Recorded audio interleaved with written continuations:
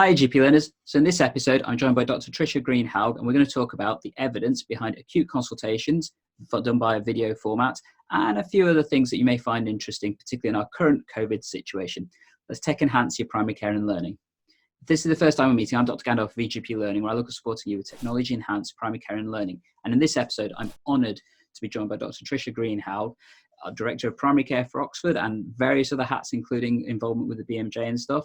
And she's going to talk to us about effectively the evidence behind video consultations, because I know this is an area many of you are concerned about. How are we doing today, Dr. Greenhalgh?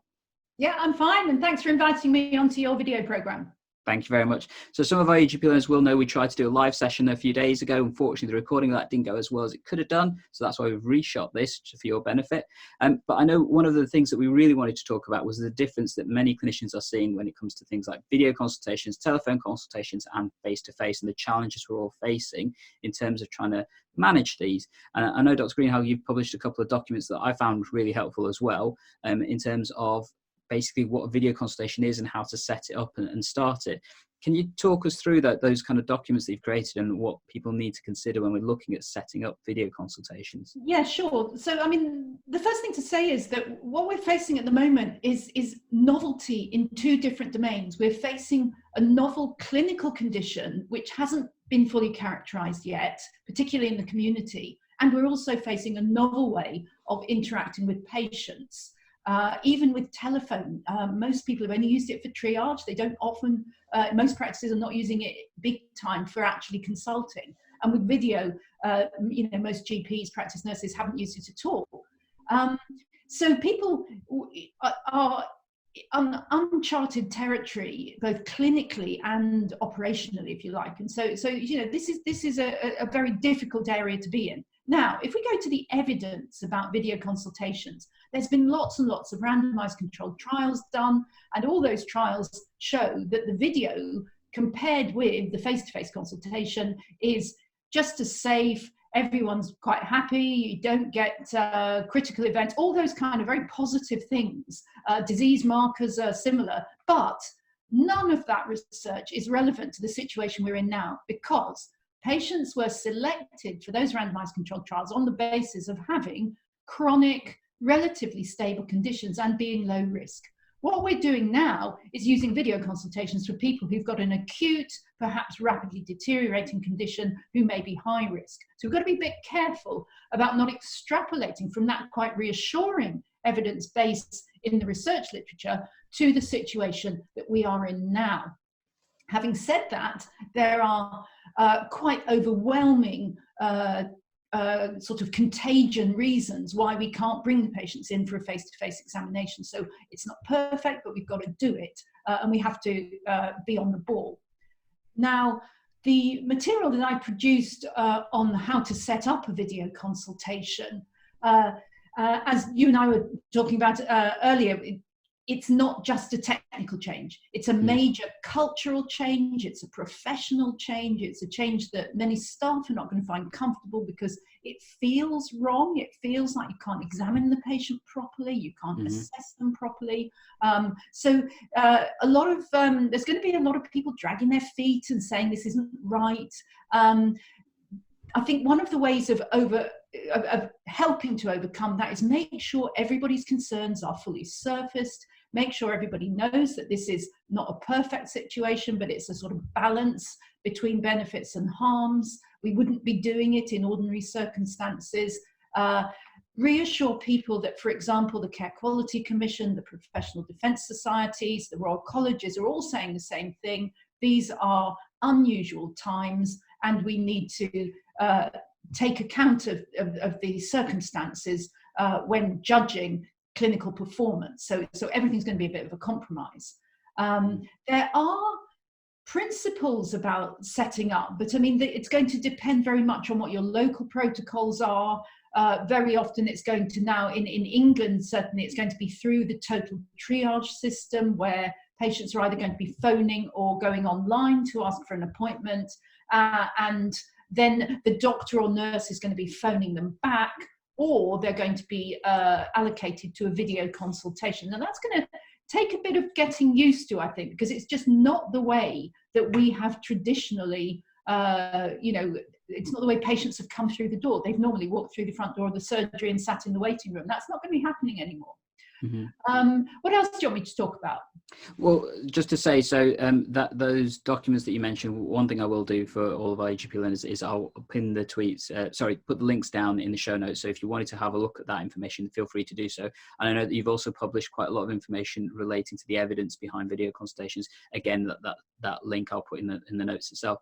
But I guess in terms of my next question, obviously a lot of practices are now looking, as you said, at delivering a total triage system. And that effectively makes three parts to it. First, you've got your telephone consultations. Second, you've got your video consultations. And third, you're going to have your face-to-face, because there are still going to be, even with the contagion issues that we're dealing with, patients that have to be seen face-to-face because of various factors and stuff. Yeah. So can I just stop you there? There's actually an even earlier phase or a sort of lower step on the ladder, is directing patients to the practice website, the NHS 111 website, the government self-care website. And it looks like, I was hearing the other day some very good evidence that if receptionists are sympathetic and nice and supportive to the patients, then quite a lot of them are actually quite happy to go off and access those websites. So very important to train your receptionists, not just to tell patients to access the website, but to do that in a friendly and empathetic way. And apparently that will direct about a quarter of your patients away from pressure on the system, and then you can deal with the other 3/4 more effectively. Agreed. And I think a lot of that is also, this massive push that we've seen from, from government and from all the other sources, saying that actually we're all in this together.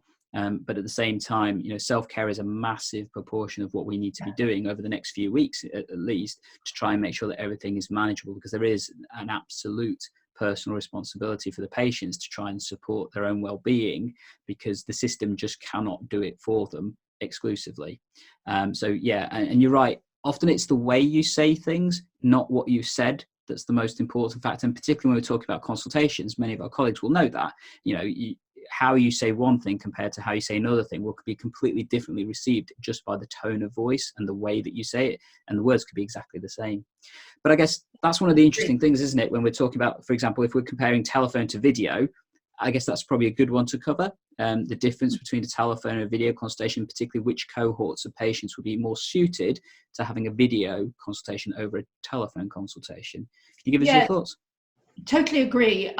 There is no need to use video when a telephone call will do. I suspect everybody watching this will know it is so much easier to pick up the phone. So the decision to offer a video consultation should be part of your overall system of triage offered in the practice, but also patient choice. There may be some patients who just want to see the doctor's face or the nurse's face, and I think if you can accommodate that, then it's a good thing to do. As I say, many patients just need to be directed to the website, but the ones where video may be particularly appropriate. Firstly, if you, the clinician, are self-isolating, and there's going to be an awful lot of doctors and practice nurses who are going to have to self-isolate because they've been exposed. You may be consulting from home, or just to protect you, even if you haven't been exposed. But for example, pregnant doctors, that kind of thing. So those who are self-isolating will be doing a lot of video consultations, I predict. If the patient is a known COVID case, or is in the very large proportion of people who are going to be self-isolating because a family member's got symptoms, we're now saying 14 days for well family members. So that's a possibility. If the patient has symptoms that could be due to COVID, and they're at the more severe end, where you really want to have a look at their face, you want to see their demeanor, you want to see whether they're kind of moving around actively or lying sparco on the bed. If the patient is anxious, there's a lot of evidence that having a visual element to the consultation is more reassuring. There's more therapeutic presence. So most people watching will be able to think of particular patients who are going to need that extra input. Care homes, there may be good arguments for connecting by video to a care home where you've got carers on the ground who want to show you patients, for example, on their iPhone or something like that. And those staff might be able to, take measurements and show you the readings, that kind of thing. And the other place where I think we may be seeing video consultations is where you get a particular hotspot of COVID, you get a lot of the healthcare workers off sick, and then you sort of have to ship in remote support from a different town to cover the staff sickness. And I anticipate that will also happen by video over the next few weeks. And I agree. So one of my other hats is I'm a clinical director for a primary care network, and obviously part of our business continuity plans is what happens if the practices start having to shut their doors just because they don't have the workforce. And one of the mechanisms for that is that, we are looking at how practice staff from one practice can potentially work in another practice. And the reality is a lot of that may have to be done remotely because we just may not have the workforce to provide these services across each local kind of area and stuff. So, the video consultation, I think, is going to play a massive part of that because it just allows us to offer more effective care. I guess next question I wanted to ask you then was about, obviously we've gone from telephone to video. There is also going to be the case of going from video to face-to-face. And there are going to be patients where this will have to happen. Can you give us an idea of, what the evidence suggests in terms of where we focus our kind of target patients? Yeah, so first of all, the first thing to say is there is no hard and fast research evidence on this, but I would imagine that almost everyone watching will have quite a bit of clinical experience from making the judgment when somebody telephones. It sounds like someone at home is quite sick, and those intuitive cues as to whether you think you're going to need to do a visit or bring the patient in are still needing to be used in the situation of video consultations. But actually, you've got a lot more bandwidth, you've got a lot more information. You can see the patient, you can see how active they are, you can eyeball whether you think they're ill or well. And talking to my GP colleagues and remembering my own experience, often that's all you need is to just have an eyeball of the kid running around the room, that kind of thing. So the kind of patient who's going to need to be seen, and your local protocol will tell you how they get seen, but it may well be a home visit, is people with comorbidities, with high-risk conditions, the very elderly with, high blood pressure, heart disease, COPD, those kind of things, anybody immunosuppressed, but also patients who can't use the technology, actually, patients who are confused, patients who've got anxieties about the technology. So with them, it's either telephone or face-to-face. Unless relatives are on hand to help. If the relatives can go around with their iPad or something, you may get lucky there. What else? That's about it. And I think the other two cohorts I would probably mention is also those with learning disabilities and the homeless patient population as well, because they may not have the technology, as you said, they may not even have a phone. So it is making sure that particularly areas where that is a key issue, so particularly the inner city areas, like where I work, is having a mechanism to understand how those patients are going to be managed in the coming times. I guess absolutely. I guess you talked about one of the other things briefly there, but it's something I want to go into in a little bit more detail. Obviously, I talked a little bit in the past about the video consultation skills that clinicians need to have. And if our GP learners want to, they can check out the video coming up right now.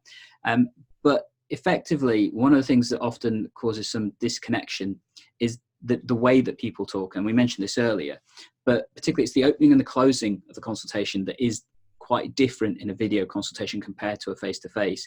And I know this is something we've talked a few times about. Could you share your thoughts in terms of the difference in terms of how clinicians need to approach it? We've done quite a lot of qualitative research on this, where we've actually kind of video recorded the video consultation at both ends, and then we've analysed the dynamics of the speech. And it's quite interesting and also very reassuring, actually. So anybody who's tried to connect to anybody by something like Skype or FaceTime will know that the first few seconds, perhaps the first 10, 15 seconds, you get quite a lot of awkward moments. Can you hear me? You're breaking up, all that kind of thing. And people are fiddling with their audio and visual in order to make the connection as optimal as possible. And that happens in video consultations with doctors and nurses. And it's quite weird because that doesn't happen, obviously, in a face-to-face consultation. So the first thing you might say to the patient is, "Can you hear me?" Which is weird. And that makes it feel very professionally awkward. But then what happens, and this is the reassuring thing, is that somebody, usually the doctor, but sometimes the patient, says, "Okay, we're ready to start." And there's a sort of marker put down in routine conversational speech that says, "Right, we're now going to start the consultation." And after that happens, provided the technical connection is pretty okay, it doesn't have to be perfect, but good enough, the consultation unfolds in almost identical fashion to a face-to-face consultation. Obviously, you can't examine the patient, but apart from that, we've looked at the dynamics of speech, about patient-centeredness, all those kind of things.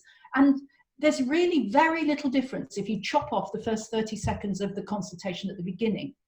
The other thing we found is right at the end of the consultation is it sometimes needs a bit of active closure. So when the patient is in your consulting room and you've finished the consultation, you tend to sort of get up, walk to the door with the patient, open the door and say goodbye. Now, sometimes, especially if you're not used to it, when you're doing a video consultation, you sometimes cut them off before you say goodbye, or you say goodbye very abruptly and then there's nothing. And some of the patients that I've interviewed in our research have said, "Well, the doctor was a bit rude at the end, just cut me off." So it's a good idea to, after you've finished your consultation, given the advice, safety netting, all that kind of thing, this is what you do if this happens, you can then say something like, "Okay, I think we finished the consultation now, so I'll just say goodbye and then I will hang up." And that allows the patient to feel that you haven't been rude to them, if you know what I mean. Yeah, so it's just being a bit more directive. It's basically replacing the opening the door, effectively. It's replacing the opening the door, that's right, exactly. And saying things like, say hello to your husband, haven't seen him in a few months, all those kind of things that you would normally do to a patient that you know well. Yeah. But I think, I'm not sure that that's a major thing. I think the thing to focus on is, don't worry about the technical fiddling at the beginning. You'll get better at it. You may have to help the patient, talk them through what, could you turn your sound up, that kind of thing. But then at that point, you put the marker down. Now we're ready to start. What can I do for you? And you will find that once you get to that stage, you're doing what you're good at. And I think this is something to be aware of, because obviously we are in unprecedented times, and the reality that I think many people are feeling that this is going to continue at least for a month or two, that we're going to have this significant shift in the way that primary care and the health service reacts to health needs and stuff. And the reality is it takes about a month for most things to be changed in terms of being habit. So this may actually end up becoming the new normal. And I think it's important that clinicians and that patients recognise this absolute difference that COVID has put upon us. And actually the way that people use the health service, I think, is going to have a significant dimensional shift effectively in terms of care. And what is potentially likely is that many patients will prefer this kind of new system. And there are definitely going to be patients who don't. And I think it's going to be the same for the clinicians as well. But we are going to see a completely different uptake in the coming months that happen as a result of our unprecedented COVID situation. So trying to get it right now, I think, may help clinicians and patients down the line in terms of being more effective. I couldn't agree more. I think what the research literature on innovation shows is that the thing that determines or predicts the uptake of innovation more than anything else is something called relative advantage. In other words, that it's better in some way than what went on before. Now, with video consultations, we've had a very interesting situation over the last few years where it might well be more convenient for the patient because they don't have to drive and park and take the morning off work and all that kind of thing. But it hasn't been particularly more convenient for the doctor. Now you've got a situation where you might catch a deadly disease from the patient. Suddenly, there's a relative advantage, an overwhelming relative advantage for both sides to consult remotely. And what that means is that we're going to be overcoming a lot of those barriers. You've got to get your head around how to do it. You've got to make some compromises. You've got to learn new skills. Once we've overcome that, I think you're right that we will probably be using video consulting for quite a few of our consultations. And of course, we'll already be set up. We'll already have the infrastructure. We'll already have the skills, the workforce, the workflows. So yes, I mean, every cloud has a silver lining, I suppose. Agree. And I guess one of the things that has come up in the past few days that I know I did want to cover with yourself. So when we're talking about assessing patients via a video consultation medium, obviously the visual aspects helps. But in terms of objective kind of testing, particularly also via telephone medium as well, some people do feel limited in the way that they can assess patients. And obviously at the moment with COVID, we're dealing with an illness that can have a significant impact on your respiratory system and things. I know there's been some recent information about things like the Roth test, or I believe it's in some places called the 8-second test. I was wondering if you could talk us through that, because I know that you've had a look at this paper and probably understand it a lot better than I do, if I'm being honest. Right, yeah. So this came up because the Royal College of GPs was saying, is there any evidence-based way of assessing dyspnea over the phone or by video? And of course, if you had the patient in the room, you would put an oximeter on their finger and you'd measure their PaO2, and that would be much better. Some patients have got oximeters at home. Some have got smartphones that measure oxygen levels, but most of them don't. So yeah, we did a big search of the literature, not me, but actually some of my PhD students, and they found a very interesting paper, which we're going to be writing about quite soon, which describes something called the Roth test, ROTH, or the 8-second test. So what's that? It's really simple. You get your patient to take a deep breath and then start at number 1 and count up to 30 or beyond in their native language, and time how long it takes for them to take their first breath. So 1, 2, 3, 4, 5, 6, 7, 8, 9, 10, 11. So you count the number of seconds. If the patient takes a breath after less than 8 seconds, they've got it's a 78% sensitivity of picking up hypoxia below 95% PaO2. If it takes them only 5 seconds to take that first breath, the sensitivity improves to 91%. So you're basically saying, set your watch and count 8 seconds. And if the patient's still talking, they're probably all right. Now, that is based on a single study in a single hospital. I think it was from Israel. So it isn't exactly a primary care situation. It wasn't done on the telephone. But we have found out that some of the paramedic services have been using what they call the 8-second test over the phone for a number of years. So we're hopefully going to be doing a bit of research on this, but so long as you apply it with clinical judgment, I think this 8-second test might be quite a useful one to be doing by video and over the phone when you're assessing potentially deteriorating patients with chest symptoms. And I think that's one thing to remember. This is a test that potentially could be done over the phone as well, not just by video. Clearly, video gives you a bit more, I think, information in terms of how the patient's coping with it. So you can see them doing the test and obviously their response.